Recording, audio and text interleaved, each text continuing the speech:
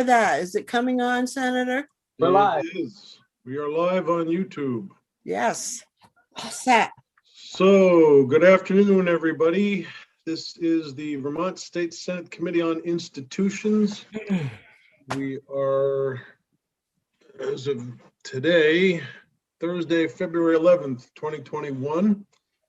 I will introduce myself first. I'm Joe Benning, chair of the committee. We have on screen Senator Russ Ingalls from Essex Orleans, Senator Dick McCormick from Windsor County. Senator Mazza is on the phone. I know that Senator Parent was having some interviews this afternoon, but I anticipate he may be showing up. Senator Parent is from Franklin County. Senator Mazza, who's on the phone, is from Grand Isle. And we are continuing our conversations about various sections of the Capitol bill. With us today are several folks under the Agency of Commerce and Community Development. And I now see Senator Parent joining us on screen. I had as my first witness Lindsay Curley, but she's not on the screen. Is there somebody else that's going to take over the basic introductions of everybody who's here and lead us through what you want to talk about this afternoon? That could be me. And for the record, I'm Josh Hanford, Commissioner of Housing, Department of Housing and Community Development. And I'm simply here to thank you for hearing from us and turning it over to the State Historic Preservation Officer, Laura Trieschmann, and Jamie Duggan to dive in to our presentation today. And I'll be here in case there's any specific questions for me. But most of all, just thanks for setting aside the time to hear from us. Thank you. So, Commissioner, thanks for coming. I take it Secretary Curley is not going to be joining us this afternoon? I don't know for sure. I will text her and see, but I don't think so if she's not already here. She is not going to be here because she feels full confidence in her staff leading the way through all this historic preservation stuff. Okay. Well, first off, I'd like to welcome you all to our committee. We have 3 new committee members as well as 1 brand spanking new legislator. We are also live on YouTube, which means there are probably hundreds of thousands of members of the public out there who have never been involved in this before and would like to know all about you. But the bottom line is I ask you to start from scratch, literally telling us who you are, how you fit into state government, as in how did you come into the job that you're currently in, and then how you fit into the Capitol bill for this particular discussion, which as I understand it are sections 4 and 5 of our bill. So Laura or Jamie, I don't know which one of you would like to go first. This is Laura Trieschmann for the record. I can start. I am the Vermont State Historic Preservation Officer appointed by the governor to that position. It is my honor to work with the Division for Historic Preservation, and we are under the Commissioner, Josh Hanford, located in the Agency of Commerce and Community Development. A number of the items that we have integral to our overall program are in sections 4 and 5 of the capital budget. I have a PowerPoint presentation that I could start off with. Laura, before you get into it, I'd really like to have a basic biography of how you came to be in the position you're in. I am a historic preservationist by birth. My parents were into history and architecture and interior design and gave me no other choice. And so I studied historic preservation. I worked as a private consultant for about 25 years until previous Commissioner Noel McKay became aware of me and plucked me out and brought me up to Vermont. And I've been here 7.5 years now. It's a little chilly from where I was used to, but I am originally from Chicago, so I've adapted pretty well, I think. It's not as windy. No. No, but I like being back on the lake. Well, welcome. And Thank you. if you'd like to begin the PowerPoint presentation, are you able to do that from your end, or do we have to have Denise doing that? Denise can give me the ability to share my screen.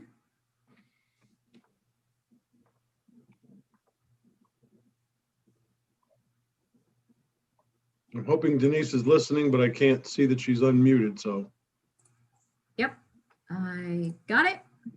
okay. So because you have some new members and members of the public who are sitting home in their jammies watching, I wanted to kind of start at the beginning and really get you to understand the capacity that the Division for Historic Preservation has to work with within the capital budget, particularly the state historic sites. And then I'll turn it over to Jamie to get into some details. Hang on, that's the wrong one. We've lost your PowerPoint presentation. Yes, my fault. Let me put that back up.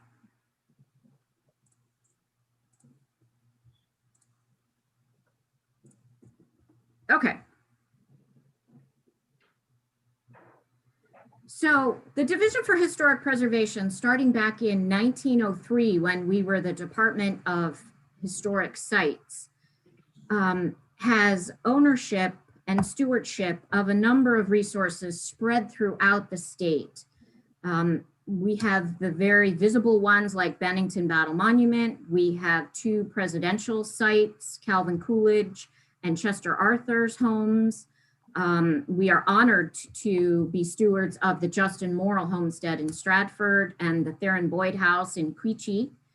Both are architecturally really amazing properties.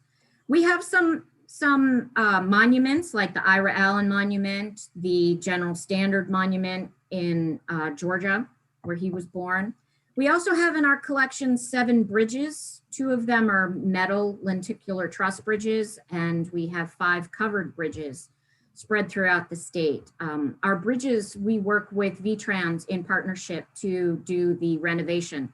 None of these bridges are in service. They are all open walking bridges with the exception of one of the metal bridges.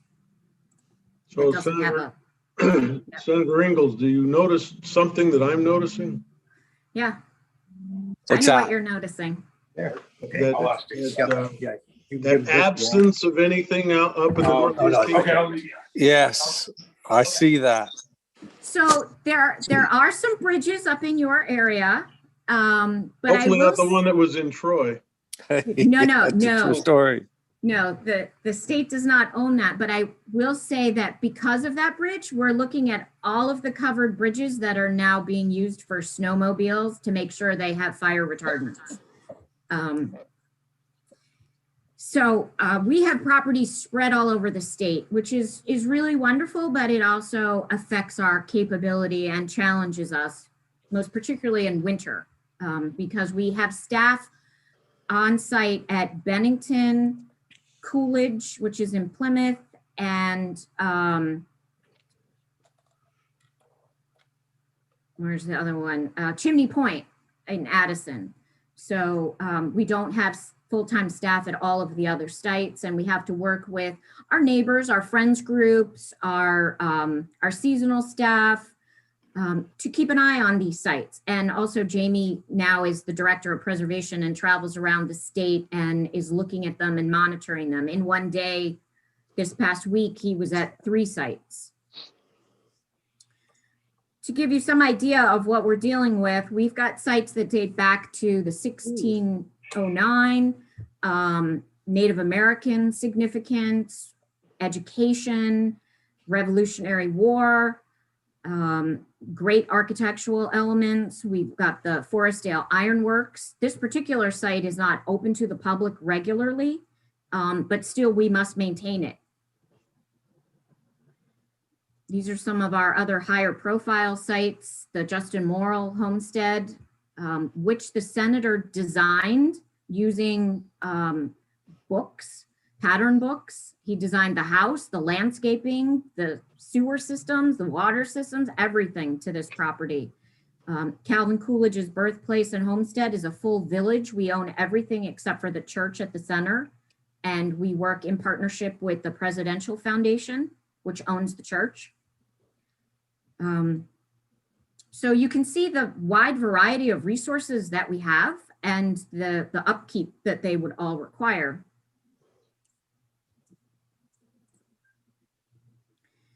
This is undertaken by a very small but very dedicated staff with the added support of the rest of the Division for Historic Preservation and Department. We have one site's section chief, Tracy Martin, who you may have known was with the State Curator's Office for 10 years before we stole her. Jamie is our preservation director. He has a strong background. He can tell you about his background, but his talents were being wasted as our project review coordinator. So we moved him over to the State Historic Sites and put a hammer back in his hand. We have the 3 historic sites administrators who are on site. And then seasonally, we hire about 56, 58 seasonal employees. Some of these stay on year round to help us monitor the properties, address snowing and mowing. But they also keep eyes on the ground for us. And they're really, really dedicated people. At Old Constitution House, for example, we have an employee who comes on seasonally that fought in World War II and Vietnam. And he still goes up and down the stairs of that house, guiding tours every year with a great deal of enthusiasm. So we have really dedicated staff. We have close to 86 resources in our collection. 9 of those sites are open to the public, and this includes probably about 60% of the resources that we have. This past year, because of COVID, we were very careful and only opened those sites that we thought we could address COVID protections really well.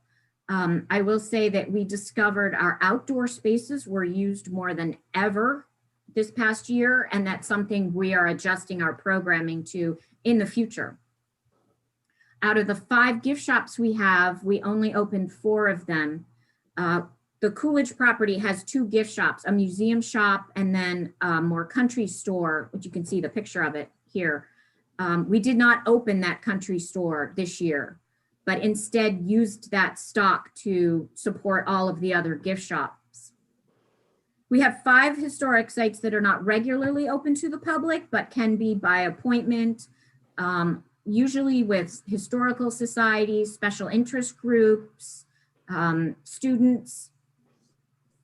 Jamie has fostered a really great relationship with the University of Vermont's engineering program, and they're monitoring the Kent's Corner historic site and the building and the barn for energy efficiency and all of the effects that are impacting this historic resource.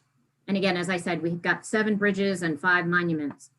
During this year, while we were not able to do as much construction work being outside, and as our contracting and capability efforts were pushed to helping with COVID, we still were able to do a couple landmark things that I wanted to bring to your attention. We have now a new updated memorandum of agreement with BGS, who always has been a really good partner, but I think we solidified it in a really strong way this past year. This memorandum of agreement makes sure that we work with them on all of the historic resources that they have. So we're reviewing their projects in a streamlined, efficient way, but that they also are engaged and helping us with our historic resources as needed. For traditionally, the capital budget money we get for major maintenance would go directly to BGS, which would spend it on our behalf in coordination with us. Now the funding comes directly to us. So this memorandum of agreement was even more important to make sure that we still solidified that relationship, that partnership with BGS, and we're able to benefit from the talented architects, engineers, project managers that they have that we do not. We also engaged with the National Park Service to do an ADA study, and this is going to address hearing impaired, visually impaired, and mobility impairment, taking a look at the Justin Morrill site and at Calvin Coolidge, which can then inform our other sites. They're going to help us update our website to put as much information as possible so that visitors would know how far it is from handicap parking to the restrooms or to food and water or to the individual buildings themselves, how many handicap spaces we have, what types of exhibits we have. So we're really very excited about that partnership. And then we're also working with BGS on the new conditions assessments this year, hoping to get a little bit more emphasis on these are historic resources. And while we welcome a recommendation that, you know, windows should be replaced every 20 years, that is not the world in which we live in as stewards of historic resources. But those conditions assessments do give us a baseline from which to do some of our estimating, budgeting, and planning. So now I will turn it over to Jamie, who will dive into some details about the major maintenance budget, how he plans it. And Jamie, a little bio, if you would, please, to introduce yourself to everybody. Sure thing. Thank you, Mr. Chairman. For the record, Jamie Duggan. I am the Director of Preservation for Vermont State Historic Sites in the Department of Housing and Community Development. And my background is I was a preservation contractor and consultant for 20 years with my own business, working on landmark buildings across the state of Vermont, including our very own State House, Shelburne Farms, and a number of other places. I have a background in architecture and archaeology as an undergraduate, and I am a graduate of the University of Vermont Master's Program in Historic Preservation.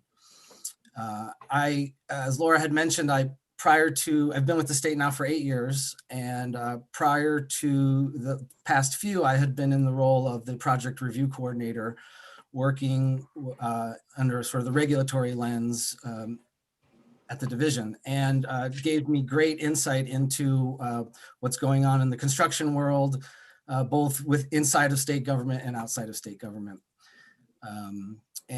My charge as the Director of Preservation is to preserve and maintain the 80+ buildings that we have spread out across the state using our major maintenance funds and working with our partners. So what in front of you, a little chart just showing you what we are looking at. These are sort of our known factors for the next biennium. We do have a few projects that are in progress or about to launch, and I'll tell you a little bit about those.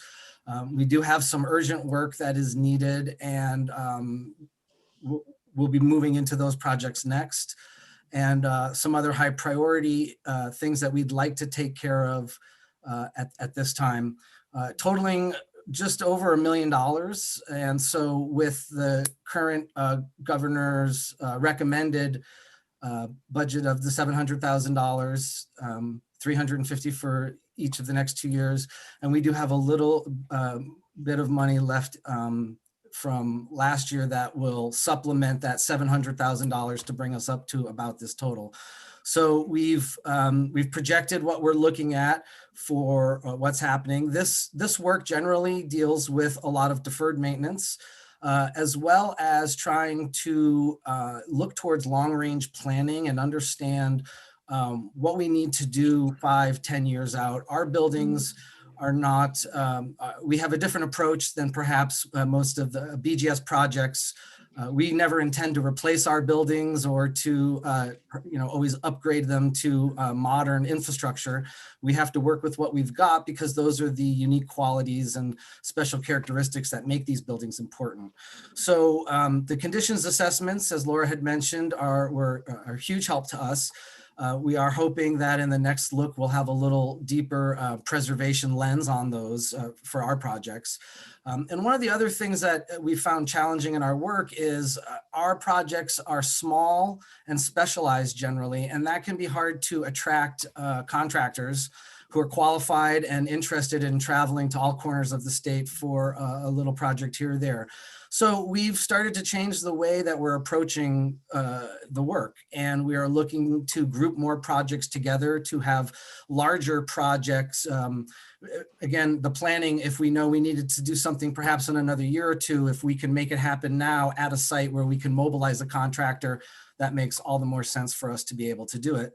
And also with my position, I do have some hands-on experience. As I said, I was a contractor for many years. So we're also trying to sort of self-serve where we can. We do not have the deep infrastructure that BGS or State Parks has with different districts and maintenance shops and maintenance personnel. If there's a broken window pane, for example, that would be something that prior to this last year, we would have to contract out. And that, as you can imagine, it'd be pretty tough to get a contractor to just show up for a window pane. So that's something that we can do, starting to take care of more things in-house. Next slide, Laura. Thank you. And so we'll also take a look at our projected costs. We're really only at the 5-year lens right now. I'd like to flesh that out a little further over the next year into more of a 10-year vision, compatible with the way BGS has been approaching projects. But the majority of the cost here, it's a high cost, you're going to find is coming from the Bennington Battle Monument, and I will talk about that a little bit more. But we also have some large structures that need some structural evaluation and will need some repairs, and we're anticipating those will be sizable projects, and we'll put those out in the years ahead as we get to it. As I mentioned, we're trying to be proactive in our planning so that we can address things ahead of time rather than reacting when situations happen and we have to mobilize to take care of an issue. Next slide, please.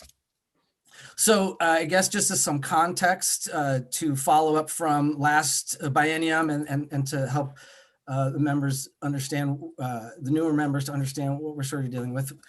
We had a great year in 2019. Things were sort of really coming on board and beginning to fire on all cylinders. We got a lot of projects done, spent $271,000 of our budget. Unfortunately, with COVID in the past year, it was much more challenging to, as everyone knows, it changed the face of the construction world, but we still were able to get a few projects done here and there. And again, a couple of them were done in-house, which gave us great flexibility when we could not find anyone to respond to certain life safety issues. Jamie, can you increase the size of that a couple of notches? I will do that. And we also sent this to you separately. So Denise has this. Okay. Yep, there are a few. But I guess if just looking at some of the higher ticket items, we did do a complete exterior wood restoration and paint prep at Chimney Point in West Addison. There was also some significant work done in Hubbardton. We did some repairs to the schoolhouse there and painted that building. That is sort of the hub of some of our activities there during the reenactments. And some other finishing up some exterior restoration work at Chimney Point. At Kent Tavern. Those two had been going on for the last 2 years. So those two sites are really really in good shape with their exterior envelope, and we can start to focus on some other ones. Maybe next slide, Laura. So these are just a couple of projects that we've done in the past 2 years. The top left corner is the skylight at Senator Morrill's library, and that was damaged and leaking water into his library, which has some of the most important artifacts, I would say, in that site. So that, again, besides the building issue, there are the artifacts inside that need protection from the elements. We did some repairs. The Chester Arthur House had a little tree growing out in the corner of its roof upon inspection. So we did some work there. We had an animal actually had gotten its way and was living inside and repaired that. Some other work that on the right-hand side are some of the repairs at Chimney Point on the top and Kent Tavern in the middle. And the threshold at the Justin Morrill House, that was, again, a project that was needed. This is a ramp that goes, it's our ADA access into the facility. And it was the week before one of our larger events with our friends group, and one of the stones had cracked. And so that was a case where I was able to run around and pick up the materials and actually do the work within a couple of days, we never would have gotten that contracted and done in time for our event. So again, a real critical component that's giving us some ability to manage our sites a lot better and not be so reliant on the contracted world. Next slide, please. So down at Senator Morrill's homestead, we had some tremendous white pines that the county forester had come over and taken a look when we cut the stump, and we dated them to about 1853. So these were trees that were actually planted by Senator Morrill. And they came down, there was some infestation and they were a hazard. There you can see there's some houses across the street just behind those cranes that are staged in the road. And we needed to take those trees down. And in doing that, we started to look a little more globally at what we're doing and thinking of some sustainability ideas. All of that wood was essentially headed to the chipper. The contractor was going to haul it away and that was it. Well, you can see the pile of logs in the bottom left corner. There were some tremendous trees. They were about 42 inches across diameter at the butt log. So for a small amount of money, we hired a local sawyer to come over and sawed a bunch of, I have 2x4s and other dimensional lumber, some 4x4s.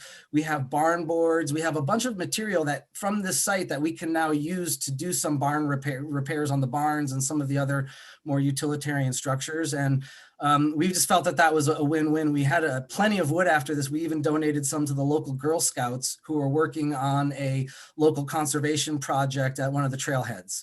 So again, it was a fun way to add some value to these trees that were coming down. And we have some plans for some of the other wood on the property. Next slide, please. You went back to the beginning. Yep. Let's see. So yeah, this is a more descriptive look of the coming biennium and some of the projects that we've got on board. As I had mentioned, the Bennington Monument is one of our larger projects on the horizon. Right now, we are contracting for architectural and engineering services. We have selected a vendor, but that contract has not been awarded yet. We are waiting very patiently for that to launch. But the idea with that project is these engineers will be taking a year-long look and monitoring the monument over the next year. I'll show you some slides in a few minutes. We have some water infiltration issues that are creating issue. And quite frankly, the monument has been overlooked as a resource by the state for a long time. We have records going back to the 1950s where the state sort of deferred maintenance at that time, and we've never really gotten back on track since. So I've reached out, I've had some discussions with project managers at the National Park Service who've worked on the Washington Monument, a number of those projects that happened. We're anticipating we could see a project for major restoration of the masonry and the steel infrastructure, the elevator. It could be up around $4 million when we get there. But right now, this project is to look at exactly what the existing conditions are and come up with recommendations for a scope of work. And then in future years, we will be trying to execute that work. We also have a large project going on at the Coolidge Homestead this summer. That's ready to go out onto the streets. Again, some architectural engineering. And that's a case, you can see there's a number of line items under the in progress section here. Those are all being lumped together though, as I had mentioned earlier, for one really large project. We'll be hiring a construction manager who will then be responsible for hiring a number of different tradespeople to get the different components of this project done on the various buildings in the village. Jamie, can I pause you for a second? Riggers needed to lower the Burgoyne kettle. Yes. The Bennington Battle Monument. What's that all about? So inside of the Bennington Battle Monument is a kettle that was captured from General Burgoyne, I believe is captured at Saratoga and brought back. And it has been hanging inside the vestibule of the monument since the 60s, I believe. It it was broken apart, and so it has some welding already in it. The issue though is that it's raining inside the monument on a stormy day. There's water infiltration coming directly in from the top, and it is affecting the monument. So we know there's a construction project coming down the road. So we're going to be lowering the kettle down to the ground, and then on a separate project, Tracy Martin, Historic Site Section Chief, will be working. We will be sending the kettle off for conservation while the monument is being restored. And then we will be looking for ways to display it in a more conducive way than perhaps just hanging from a steel beam inside the monument. We're going to try and celebrate it a little more on the other end. So that is, but it's a delicate situation, we feel like, so we need to go forward with some careful consideration on how to get it down without damaging it further. So where do you send metal for conditioning or conservation? Well, there are lots of different places. Some of the local folks, Williams College has a wonderful conservation program that we will be reaching out to. They're sort of in the neighborhood as it is anyway, to Bennington.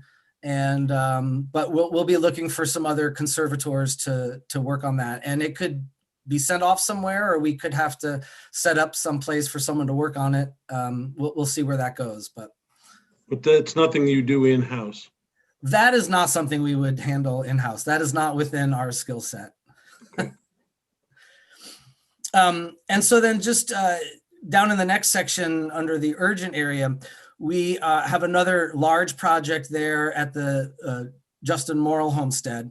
And I think it's probably, we can talk more about these items, but I guess to keep things moving, I think the next slide talks about that Morrill project, and that might be a good place, if you don't mind, Laura. So the Morrill Homestead down in Stratford, as Laura had mentioned, is built by the senator. It's on a lovely rolling hillside with about 228 acres of watershed up above that all sort of drains down into this property and then down lower. We have a lot of ground flow water. And then you can see the main house in the center there. There's a lot of roof, which contributes to a massive amount of runoff. And we've been having water infiltrating into the basement, and it's leading to high moisture levels throughout the house. If you can maybe bring up the next slide, I think it shows some of the damage.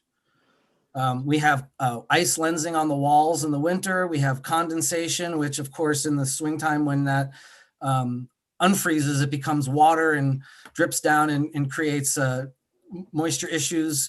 It's hard. You can see up in the top right corner, we can't have any artifacts in these areas where things are, where the plaster is molding and other moisture issues. So we last year we hired some engineers to do a drainage study on the whole property, and they came up with some recommendations for a project with about $400,000 budget.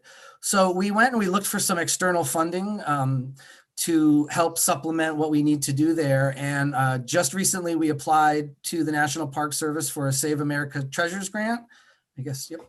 And we are asking the federal government for $226,000. We'll be matching that with $279,000 for a total project now of about $505,000.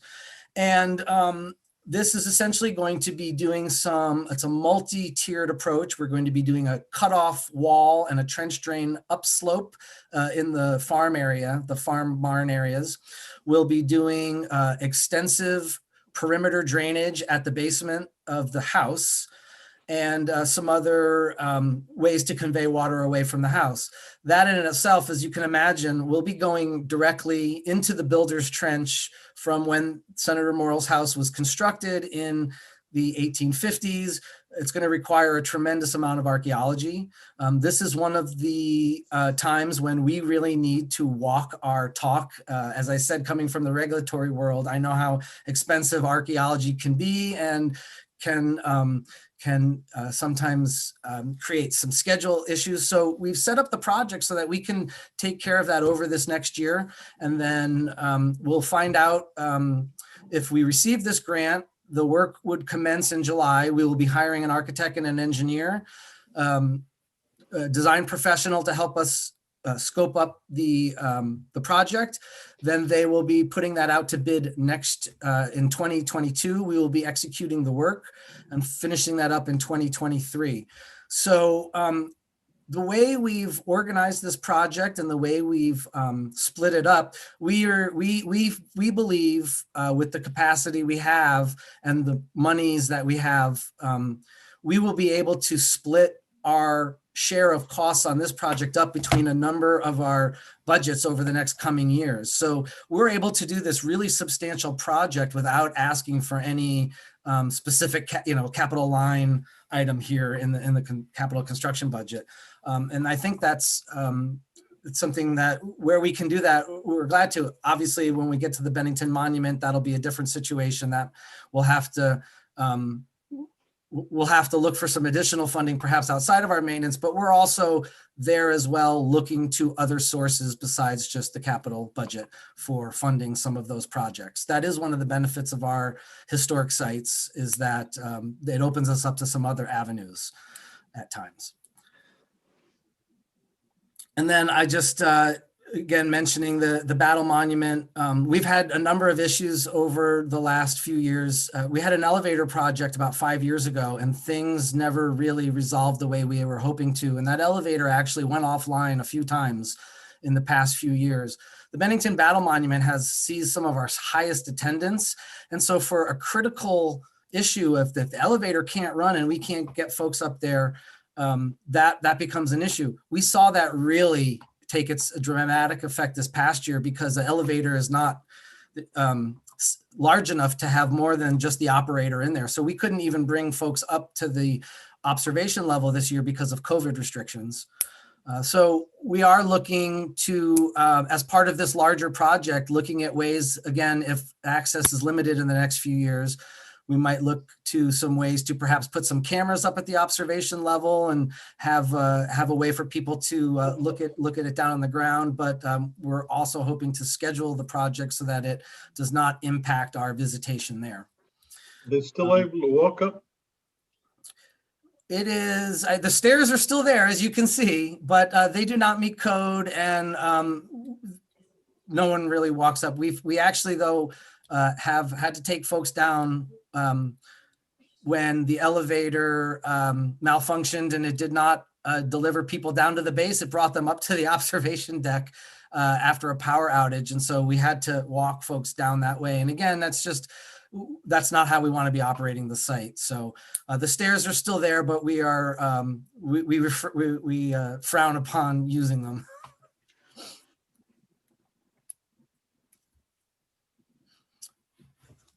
So that's a big overview. If you have any specific questions about the major maintenance budget or any particular projects, I'm happy to answer any questions or. Okay, committee, any questions? I don't know where Russ went on my screen. If we could take down your PowerPoint presentation, I can get everybody back up on my screen. Thank you. So committee, any questions? Senator McCormick. Thanks. First of all, I just want to say how proud, representing Windsor County, how proud I am of the Coolidge operation, because I compare it to, I once went to see the Walt Whitman's house in Huntington, Long Island, and it's surrounded by suburban sprawl and by an ugly shopping center, ironically named the Walt Whitman Shopping Center. And the Coolidge site, it is an intact village. You go there, you see everything in a proper context. Everything is well maintained. And I do have to deal with the fact that it's sort of Mecca to Republicans from all over the country, but they seem like reasonably nice people, so I can deal with it. But anyway, we're very proud of the Coolidge place. Most of those Republicans are actually interested in history. Yeah. Just so you know. What percentage? Any other questions or snarky comments?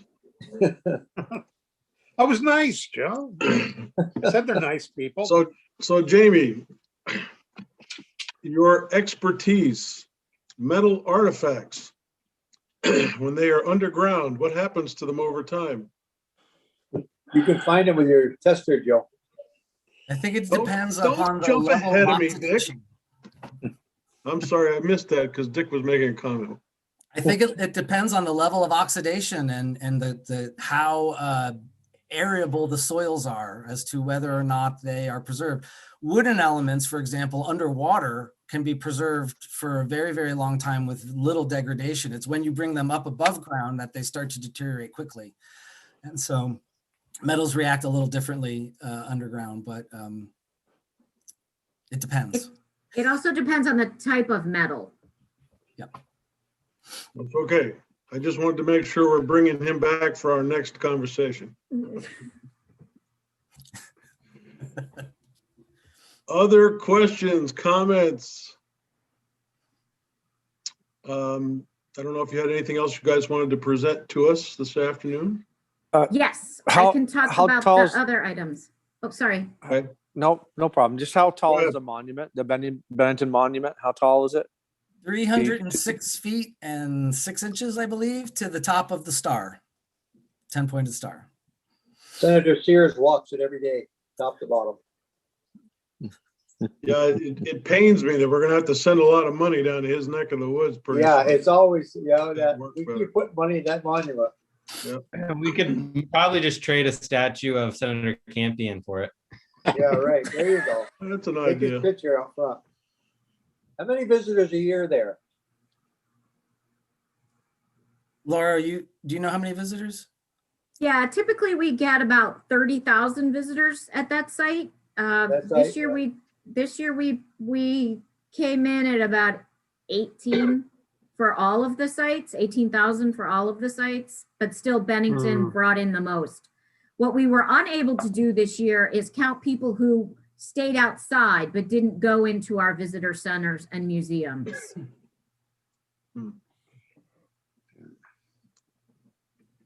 Other comments?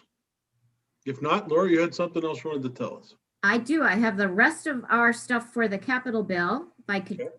and I can. Okay. So one item that we have in the Capitol bill is the Lake Champlain Underwater Historic Preserves. We run this program in partnership with the Lake Champlain Maritime Museum.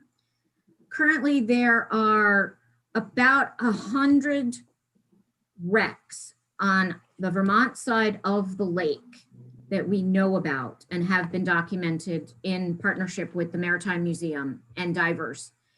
And 9 of those are open to the public currently. Every spring, we place buoys that mark them as the underwater preserves at these sites. Divers monitor them all year. We make sure we're up to date with all the permitting processes, and the Coast Guard, who also works in partnership with us. There is signage down below. And there are also boating experiences where you can explore these without diving. And there's also videos. And we found this year that we had an increased number of divers to the sites. Last year, we averaged about 400 divers. This year, we were at 750. Most of them do register. And if they're not registering with us or the Maritime Museum, they are logging in with the diving center, which then we coordinate with them.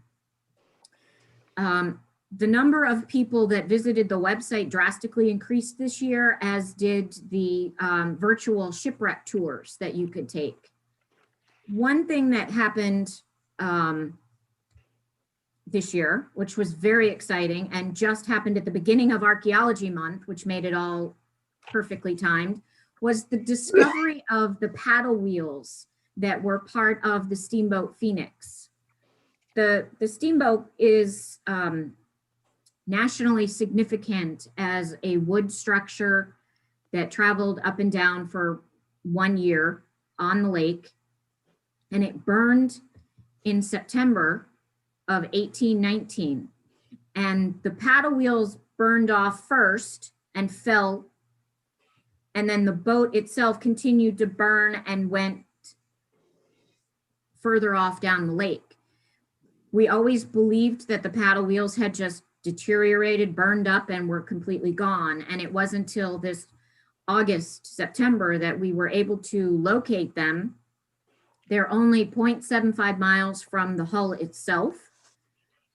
So we're going to expand the field of this historic preserve. The paddle wheels themselves will not be open to the public because they're too far down for regular diving. You have to have special diving, but they will be showcased as part of the preserve. The first one was found, and days later they went back estimating, you know, okay, this is where the one fell off. The other one has to be there. So they found both of them. They found them with the char marks, and you can see from the image on the screen that they're pretty much intact. So we were really very excited about that. Mark Cohen still working down there? No, he is not, but we do confer with him on special projects. Great guy. Yeah, he spent a lot of years there. Yeah. Yes, it's because of his efforts that we were able to identify so many of the wrecks in the lake. Okay. Yeah. And map them, which you can see like on this map right here. The little yellow dots are some of the sites that we have open already. The Horse Ferry, the C.W. Walker. But one thing that I wanted to bring to your attention, because I'm sure you've been hearing about it and we talked last year, was the proposal to reef the Adirondack Ferry. The Adirondack was built in the early part of the 20th century and came up to Lake Champlain in the 1950s, 1954 actually, and it has continued to operate serving the Champlain Valley area since then. It is no longer in service, and the Lake Champlain Transit Company has proposed the sinking of the ferry to make it an underwater preserve. And I have pointed out with these red stars the location they're proposing. They are working with the harbor master in Burlington to make sure that is the best location. It's a very flat location, so once the ferry goes down, it will not be moving or sliding any further. I will say that the cleanup was very strict and follows all the EPA rules for reefing, and this is not an uncommon thing to do. I will say that 60% of the wrecks that are now in Lake Champlain historically were reefed intentionally or vessels that were abandoned, including, for example, the Spitfire that Benedict Arnold intentionally sunk after the Battle of Valcour Bay Island. So this is a proposal we have going on now. The vessel has been primarily cleaned up, stripped. There's no lead paint, there's no asbestos, there's no fuel. And it is sitting in the bay ready to possibly sink. It is also ready to be scrapped if that is the way this goes. We've been working very closely with our partners at ANR and with the Army Corps of Engineers and the Coast Guard to make sure that we meet and exceed the standards to clean this vessel up for sinking. If According it's to reefed, Laura, if it's reefed, how far down would it be?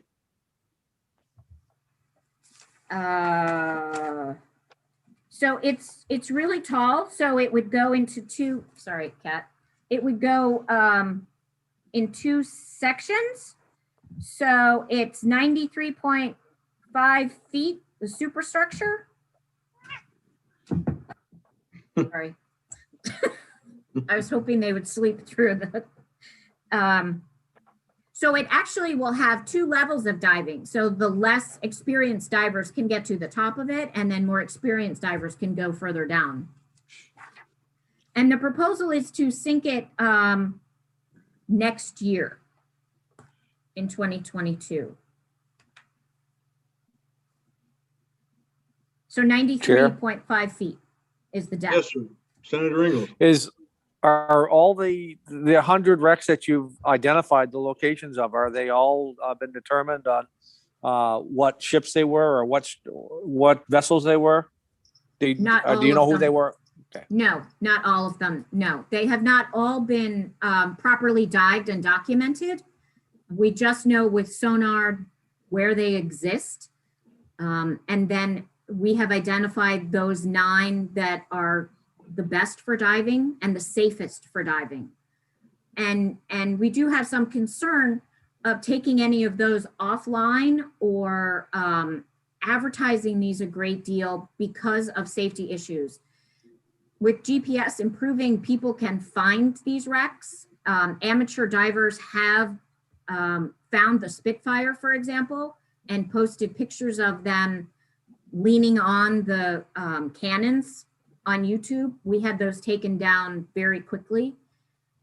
It's not just for the preservation of the wrecks, but it's also for the safety of the diving community and also the safety of the boats, which is why we make sure that the buoys are put out as early as possible and remain out as long as we can.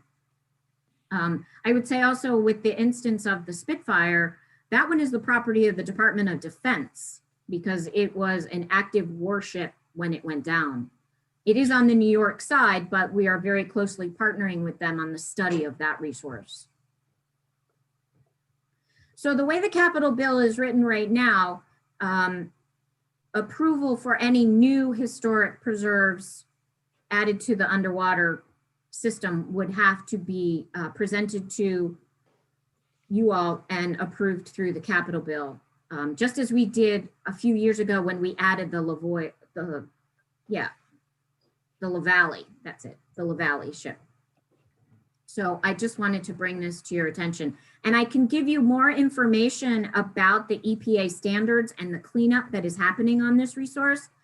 And I freely admit last year at this time, I had great reservations about this. I have reached out to a number of partners. I am not getting any great concern because of the cleanup standards being met.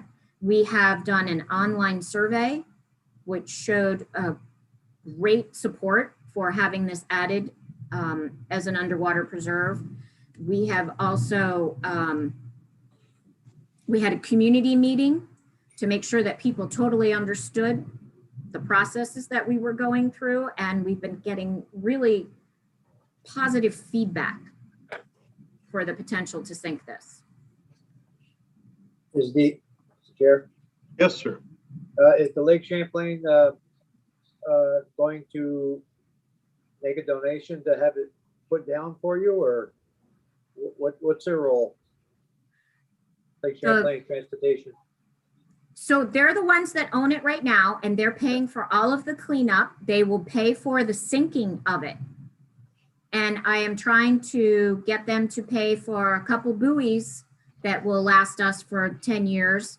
And also we're exploring how the signage can go, whether it's a freestanding sign that gets installed once it sinks, or if there's signage that can go on the ship itself, the ferry itself. Well, they should be able to pay because they have a great business ferrying people across the lake, and if they had to get rid of it, so I would hope that they get involved financially a lot more than they, keep after them. Yeah, I am. And I really have to say that they have stepped up, because anytime I had reservations, I'm like, I need you to do a financial study. I need you to convince me that sinking it is the best alternative. And it's clearly not the cheapest, but they feel for the recreational and historic preservation world that this would be a great asset to add.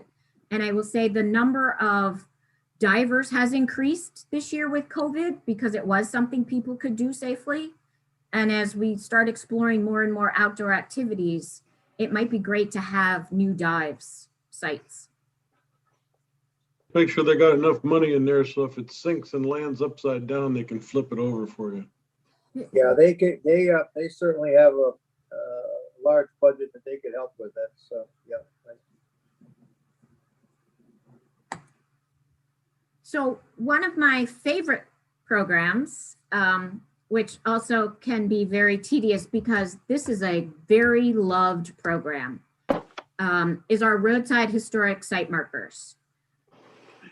Over the past 2 years, we were able to produce 27 new markers. We rehabilitated 18. There are 14 more now sitting at the foundry just waiting to be shipped back.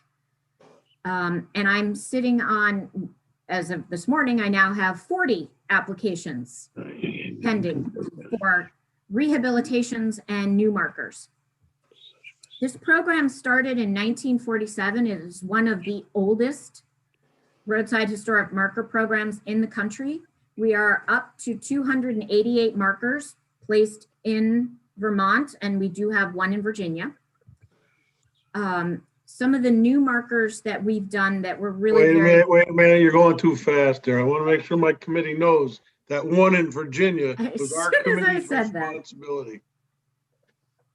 Okay, go What's ahead. that, what's that, Joe? Your pictures on it or something, or? Yeah, something like that. Yeah, so we're really very proud of the one in Virginia. And anytime people travel down there from Vermont, they send me pictures so that I can monitor its maintenance. Yeah, me too. I keep looking to make sure there's no bullet holes in it yet. Yeah. Well, we've had them repaired if they do have bullet holes in them. That's good to know. Yes, so that can be fixed. We've been using the same foundry since 1947, and they're really great partners. They closed a little bit during COVID, but opened up and have been servicing us really very well. And I would also say that we have a great relationship with the Agency of Transportation, which lets us store the markers in their warehouse and delivers them, installs them if they're in the state right of way, picks them up as they start to fall over. So we've got a great relationship working with them as well. You got that, Mr. Chair? Yeah, I heard that. It's a good thing we store things someplace. Laura, I don't know if I told you this, but the Virginia authorities were extremely jealous of our historical roadside markers because of how beautiful they are in comparison to the dull gray, drab Virginia markers. But they went out of their way to make a compliment about those markers being absolutely gorgeous.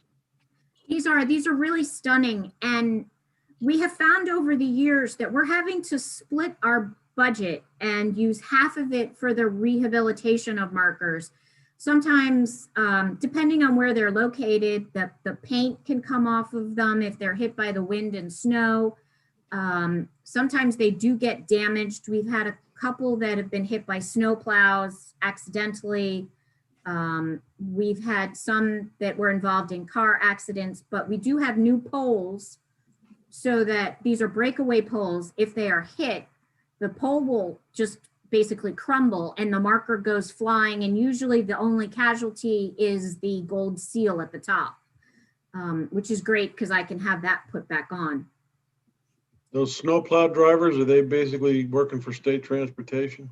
I knew you were gonna come up with that one. Yeah, so every once in a while, AOT or BGS has to reimburse us for the marker replacements.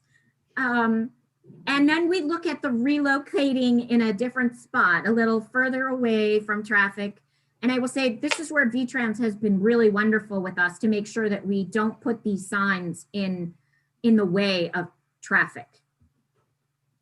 But some new ones, I have to say one of my favorites this year was the Justin Morgan Home and the Morgan Horse in Brookfield, because I was able to go down during COVID and they actually had Morgan Horse races, which was really very excited. We have documentary proof that the log house of Justin Morgan was in this location and that the horse actually ran in these fields. So that was really very exciting.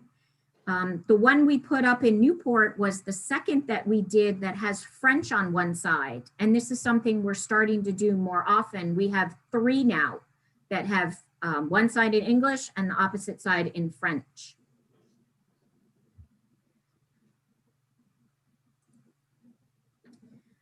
at the same time that we had the great discovery of the paddle wheels, within days of that, we also discovered the unmarked burial grave sites in Burlington. You may remember back about 20 years ago in Burlington when VTrans was doing a road construction project in coordination with the city at the intersections of North Avenue and North Street. They discovered the remains of soldiers from the War of 1812. And I can make this a little bigger so you can see this map. So this orange area is where historic research has determined that there are definitely more graves related to the hospital that was in this location during the War of 1812. And this sensitive area up in here was also identified through their research. And lo and behold, when somebody was putting an addition on the back of his house in September, the contractor stopped immediately because he realized that he had discovered human remains. Within a matter of minutes, the state coroner, the state archaeologist, and myself were at the site, determined that it was an archaeological site, that these were soldiers, and we got UVM's consulting archaeology program over there immediately because we didn't want to delay this construction project any later than we needed to. The owner was absolutely wonderful. And we were digging around for 10 days.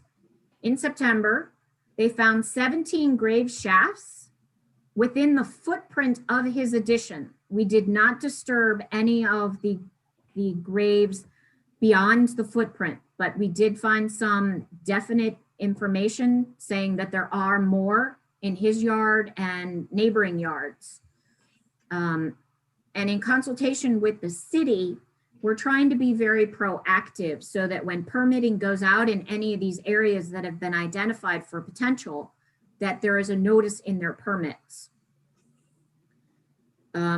So out of the 17 we found, there were 7 full remains that have been excavated and taken to the UVM CAP to be documented.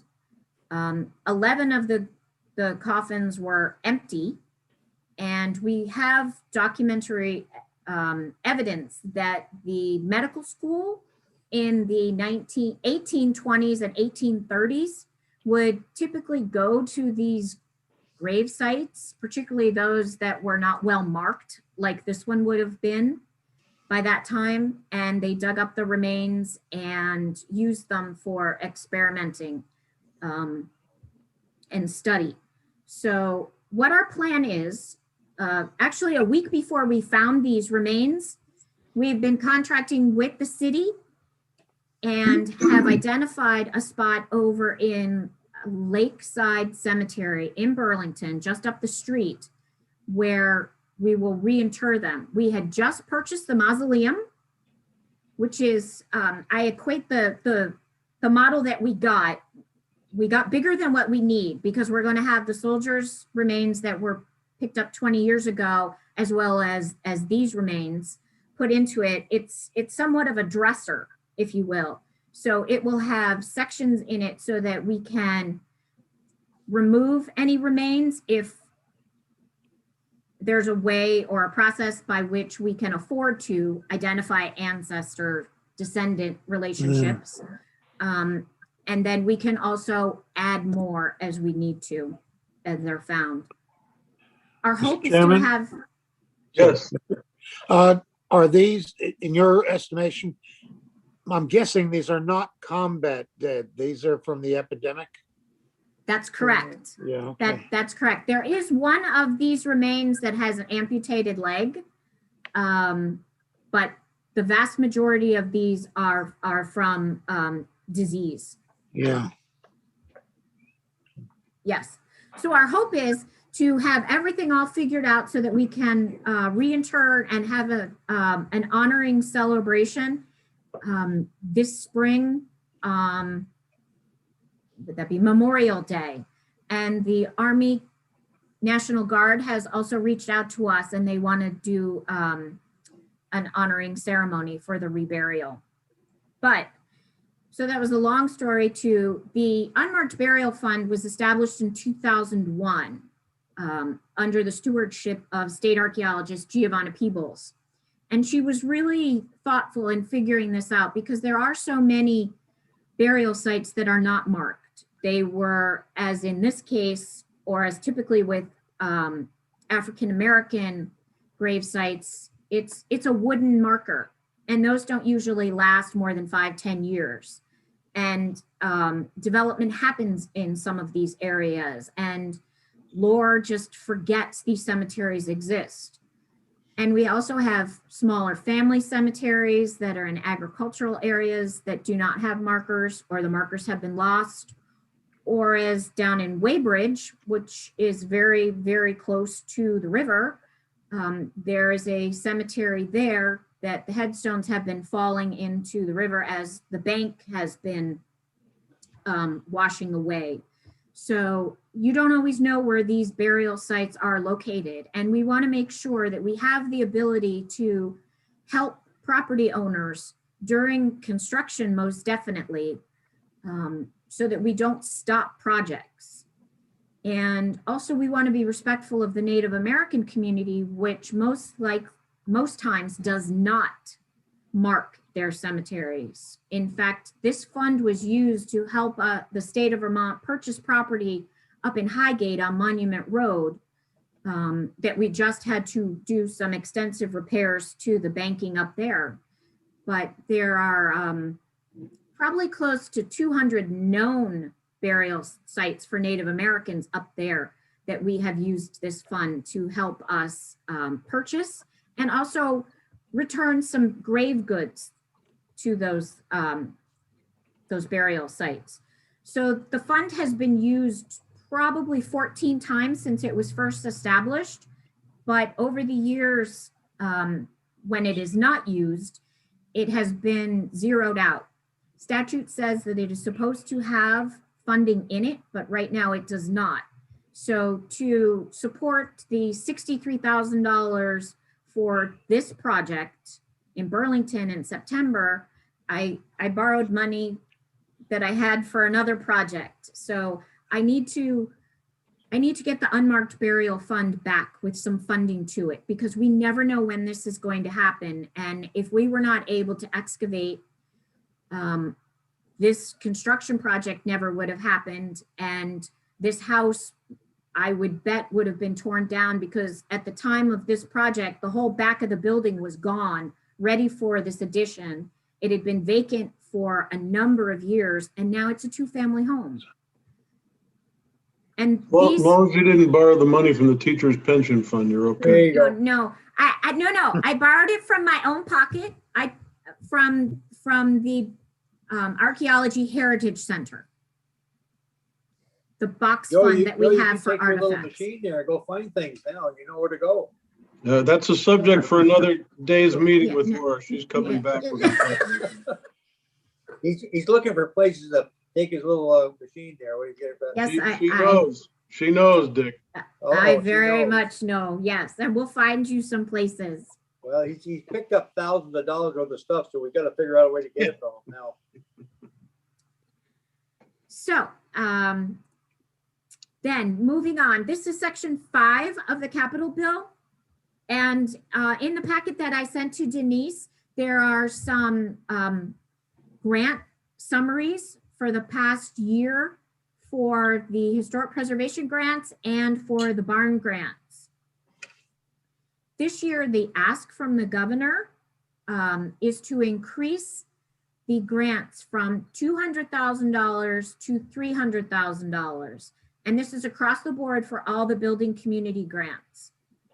BGS has some, the Arts Council has one, and we all work together to make sure that our common interests and missions are not affected by the grants that are being given out by the others. And it also gives us some support and celebration. And you can see from the past few years, the ask is always much, much greater than what we can award. So for example, this year we just awarded 13 grants to the to the Historic Preservation Program. We got 37 applications, which is the lowest number we've gotten in a long time. And I think COVID had a lot to do with that. Last year we got 52 applications and could only award 17 of those. The additional money you see in the amount granted does go above the $200,000 in the past 3 years. And that is because of money we've recaptured, projects that came under budget, or projects that actually didn't happen. This is a matching grant, 50-50. The maximum you can get is $20,000. It is aimed to municipalities, nonprofit organizations, churches. This is one of the few funding sources for religious properties, because it is not aimed at the religion, but it's aimed at the building. So very often we're working with these resources to repair a portion of a much larger project. They can't come back to us or to any of the building community grants for 2 years after they get a grant, but we very often see them coming back to finish their projects. And we're really very proud of the service that they've put into these buildings. The stewardship has been really very great. Putting steeples back on, repairing roofs, foundations. And these buildings are generally a visual landmark to their communities. And they definitely are used for a multitude of activities. The Historic Barn and Agricultural Grants is also something that we do. You can see here from the chart that, again, we have the same challenge of awarding versus the number of applications. The barn grants are a $15,000 cap. Again, it's a 50-50 match. These are available to nonprofits, municipalities, and private property owners. So at this point, probably 80% of the applications that we're giving out are to active hobby and working farms. A few years ago, we started to see an increase of the adaptive use of barns and agricultural buildings into event spaces, wedding barns. We're not seeing that so much in the past 2 years, I would say. It's going back more towards the agricultural buildings that are in use. And this is foundation work, structural systems, walls, roofs, high drives. The barn grants, we got 44 applications in November. These are going to be awarded by the Advisory Council on Historic Preservation next week. How much does the private owners put in themselves? They have to do 50-50 match. 50-50. Yep. And we see awards for, $5,000 up to $15,000. I've seen them as low as $2,000. So anything that really helps them is great. And helps. That's not in kind, is it? That's cash. That is cash. It is not in kind. You're correct. Okay. Right. Sometimes it's simple, fixing the siding or fixing foundation that's starting to wear. These are not simple painting projects, but they're really more structural, replacing doors. You can see the one in Wilmington. He's going to be getting a new roof. So we're really very proud of this program. And Caitlin Corkins really is a wonderful steward of this. The last thing I wanted to mention, which is not yet on your capital bill, but it'll be coming, the language has just been, I submitted to Representative Emmons. You've probably seen in the press recently, the New Haven Depot. This is a fabulous, sweet, wonderful building that the Division for Historic Preservation owns. It was taken over by the state in the 1960s as rail service was changing. and transferred by the governor through executive order to the Division for Historic Preservation for use as a museum. It was never used as a museum because in 1982, during our ownership, there was a trail derailment right here, and the building was struck by the train. And if I go in a little closer, although you can kind of see it, little bit different coloring in the brick, you can see where part of it was reconstructed after the accident.